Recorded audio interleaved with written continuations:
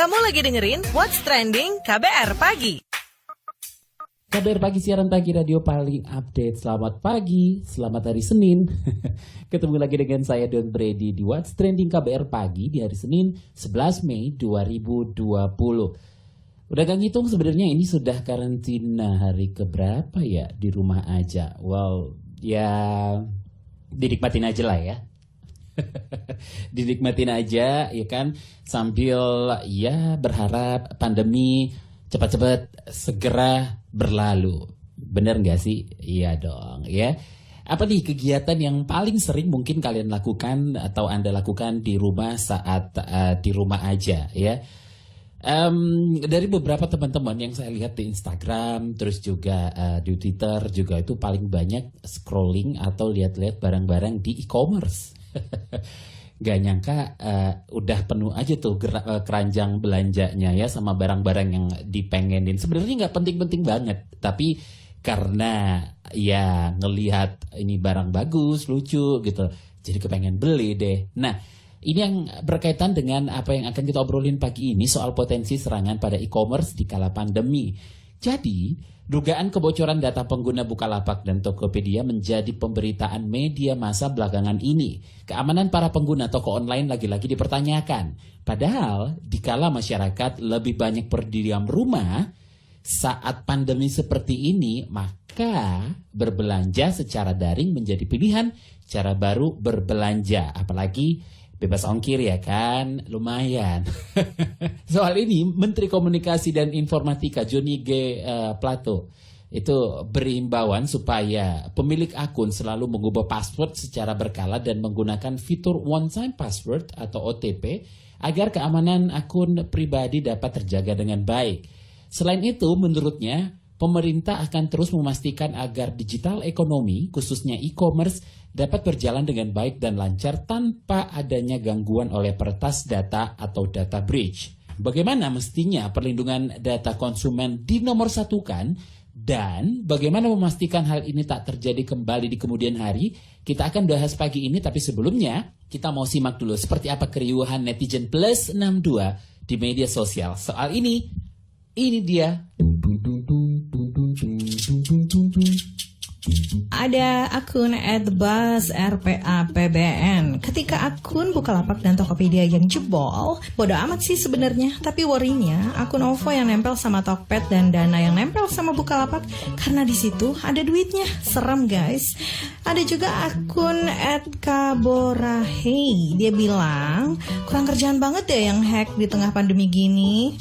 Ada juga akun @mitrip_id. Biar penggede-penggede perusahaan tahu kalau invest di net security itu mutlak dan emang mahal. Namanya juga proteksi, kebiasaan nih pada mau murah tapi kualitas selangit. Ada komen juga dari akun @agusbakti_snts. Dia bilang, next, be ready, the game is not over, every system is not safe. Juga ada komen dari akun @ridwanres24. Dia bilang, hidup di dunia digital udah gak aman. Tak mau kalah akun @anditeman komen gini, data kita aja begitu apply credit card atau pinjaman udah bisa dijual, udah banyak kasusnya. Toh di medsos juga kita buka-bukaan kan tentang pribadi. Bagi saya, orang kurang berguna, bodo amat lah, suka-suka kalian. Juga terakhir ada akun Zlatemti. Dia bilang, toko offline dan online itu emang bisa dibobol. What's Trending KBR Pagi. Masih di What's Trending KBR Pagi, kita masih ngobrolin soal potensi serangan pada e-commerce kala pandemi ya. Jadi menakar potensi serangan siber terhadap e-commerce dalam negeri di masa pandemi ini, kita obrolkan bareng pakar keamanan siber dari Communication and Information System Security Research, ada Pratama Persada. Oke, seperti apa potensi serangan terhadap e-commerce pada masa pandemi saat masyarakat berbondong-bondong menggunakan layanan online untuk berbelanja nih Pak? Kalau di dunia hacker, sebenarnya serangan itu nggak peduli mau ada masa pandemi atau mau masa santai atau masa liburan, nggak peduli sebenarnya. Mereka akan berusaha setiap hari melakukan penetrasi ke organisasi-organisasi yang mereka anggap potensi datanya untuk dijadikan uang. Hackers ini hackers yang nggak baik nih, kita bilangnya crackers kalau yang nggak baik gitu. Crackers ini, hacker sehat ini, dia akan berusaha nyari kemanapun juga gitu. Sebenarnya di Indonesia ini hampir semua platform e-commerce itu menjadi target mereka. Gitu. Kenapa menjadi target? Yang pertama adalah usernya banyak. Bayangkan contohnya misalkan Tokopedia, dia ada 91 juta orang nih usernya dia gitu. Ini data yang sangat besar sekali. Dan kalau dijual ke orang yang ngerti, ini harganya mahal sekali gitu. Ini yang menjadi incaran mereka, sehingga ketika si pemilik platform atau pemilik sistem ini tidak mengamankan dengan maksimal, akhirnya jebol juga gitu. Nah, tapi bagaimana keamanan platform e-commerce dalam negeri? Harusnya cukup baik dong, karena ini kan termasuk salah satu unicorn. Anggarannya valuasinya cukup besar, dan tentu saja investasi terhadap sistem dan security sebenarnya sangat besar sekali gitu. Hal-hal ini harusnya bisa menjadi kekuatan lah untuk bertahan dari serangan-serangan hackers gitu. Karena memang nggak cuma butuh orang doang, kita juga butuh teknologi ketika kita mau mempertahankan sistem kita, dan teknologi itu harganya mahal gitu. Tetapi bukan berarti barang yang mahal itu sudah pasti bisa melindungi kita. Karena apa? Itu harus dikonfigurasi, kemudian harus diawasi, kemudian harus di-set policy-nya gitu. Harus dicek setiap hari, kira-kira ada yang agak aneh gitu. Harus proaktif kalau kita sebagai admin suatu sistem gitu. Kalau enggak, nggak akan bisa. Kita beli alat yang mahal, yang hebat, yang kompleks, kemudian kita biarkan begitu aja, nggak akan bisa. Bagaimana potensi ini terjadi kembali dan apa yang bisa dilakukan? Ini adalah hal yang pasti akan terus terjadi. Kemarin Badan Sandi Negara baru merilis data jumlah serangan dari bulan Januari sampai bulan April. Sudah ada sekitar 30-an juta serangan saat ini gitu. Nah, ini artinya apa? Artinya kita ini memang menjadi target serangan. Kita ini harus sadar bahwa ketika kita berkehidupan di internet, di sana itu banyak penjahat-penjahat yang mau menjadikan kita sebagai target serangannya gitu. Apalagi ketika kita ini memiliki platform layanan yang sangat besar dan menjangkau masyarakat secara luas gitu.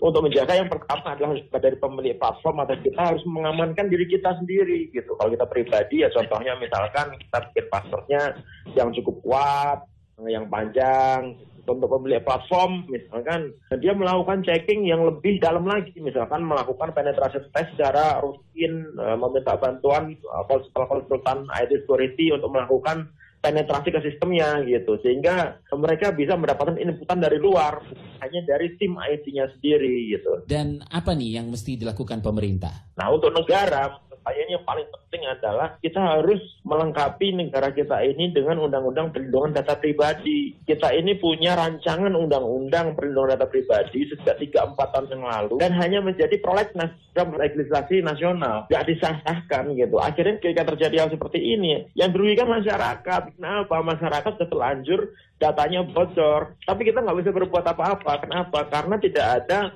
konsekuensi hukum bagi pemilik platform yang sistemnya itu dihack oleh orang gitu. Jadi seolah-olah mereka ini hanya sebagai objek penderita, padahal mereka ini juga menjadi penyebab, karena mereka tidak aman, menyebabkan data kita ini terekspos keluar gitu. Nah, ini yang harusnya ada, makanya undang-undang pelindungan data pribadi ini perlu sekali gitu. Nah, kemudian tipsnya kalau untuk kita sebagai orang pengguna, masyarakat biasa, yang pertama adalah selain ganti password, kita juga mengaktifkan two-factor authentication gitu, sehingga kalau misalkan akun kita ini cek over sama orang itu masih membutuhkan kode yang hanya kita sendiri yang ingat. Nah, OTP itu juga masih bisa dijebol gitu. Nah, kemudian berikutnya adalah kalau bisa jangan menggunakan kartu debit dan kartu kredit secara langsung.